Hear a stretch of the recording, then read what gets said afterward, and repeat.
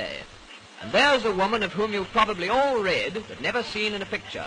Miss Madeline Slade, the English daughter of an admiral, who now prefers to be known as Malara Ben.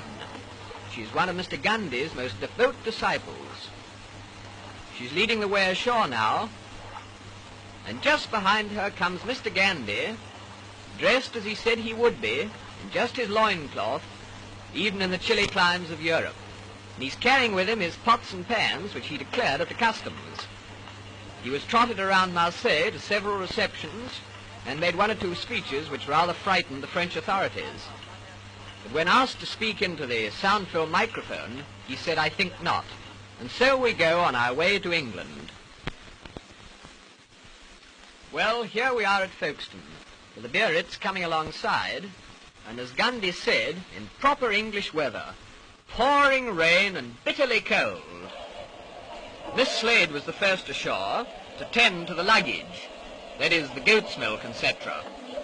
She was followed by Gandhi's son, and then came the little man, still scantily clad, but with an extremely wet blanket around his tiny frame. I'm sure he must have been frozen. We were in thick overcoats.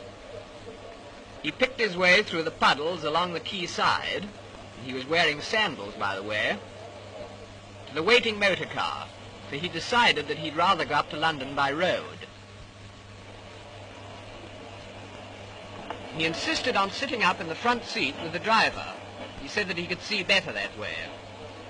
So he tucked himself in, and so off to London, whilst his followers went by the boat train. In town, quite a lot of people had waited in the pouring rain outside the Friends Meeting House in the Euston Road to see what he really looked like. But at first they were quite disappointed, because he went in the back way. But shortly afterwards he left by the front way.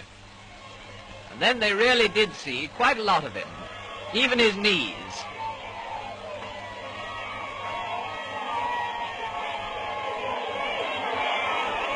No, he won't speak into the microphone.